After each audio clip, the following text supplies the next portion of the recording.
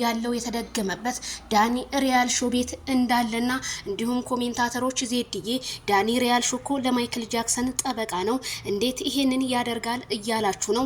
እንግዲህ ዛሬም ቀጥሎታል ቶቲዩብ ማለት ነው። በጣም ነው የሚያሳዝነው፣ በጣም ነው የሚያሳፍረው። እንግዲህ ዳኒ ሪያል ሾው አንዳንዴ 100% ልናምን አንችልም። እኔ ዳኒ ሪያል ሾውን 80% ባምነው ነው፣ ሌላው 20%ን አላምነውም። ምክንያቱም ከሩታ ጋር ተባብሮ የሰራው ሴራ እንደሆነ በምን ታውቃላችሁ ስል እኔም ከዚሁ ገልጻለሁ። በጣም ነው የሚያናድደው። እንዴት ወንድሙ እንደዚህ ለእንደዚህ አይነት ሰለባ ሲሆን እንዴት ዳኒ ሪያል ሾው ማርያምን እያለ በቲክቶክ እየማለ እንዴት ሊመጣልን ቻለ የሚለው እኔም ጥያቄ እያደረብኝ ነው። በጣም ነው እንግዲህ የሚገርመው። እንግዲህ እንደምታዩት ጠንቋዩን እየቀጠቀጡት ይገኛሉ።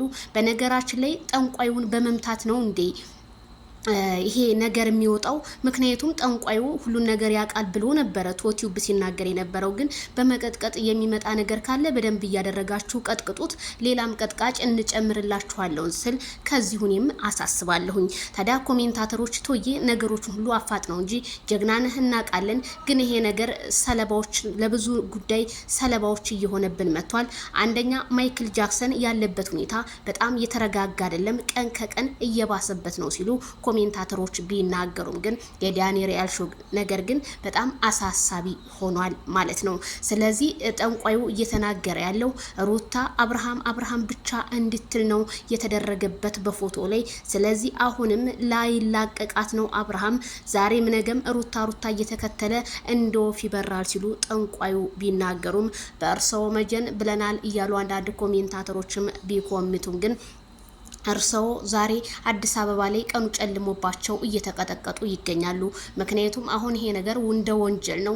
ምክንያቱም እኛ ዳኒ ከማይክል ጃክሰን ጎን ቆመለስ ስንል ደግሞ ጠንቋዩ በአንድ በኩል ዳንኤል ሪያል ሾው ይሄን ነገር አለበት፣ ስልክ አያነሳም፣ ቤቱ የለም፣ ቤቱን ዘግቶ ሄዷል፣ የት እንደሚውል የት እንደሚያድር አናቅም ሲሉ ጠንቋዮቹና እንዲሁም ካሜራ አማን የሆነው ወይም ኤዲተር የሆነው እንዲሁም ቶዬ እየተናገረ ይገኛል።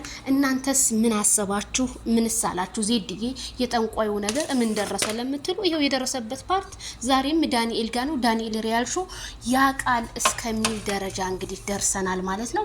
እንግዲህ ዳንኤል ሪያል ሾው ይሄን ነገር ምን ብለህ ነው የምትመልሰው? አንደኛ ኮሜንታተሮች በጣም እያደነቁና ጀግና እንዴት ግንባር ቀደም ሰጠ የጓደኝነት ጥግ አሳይ እየተባልክ ነውና ይሄን ነገር አስተያየት ብትሰጥበት ነው የምለው። ጉድ የጠንቋዩ ነገር እንደቀጠለ ነው።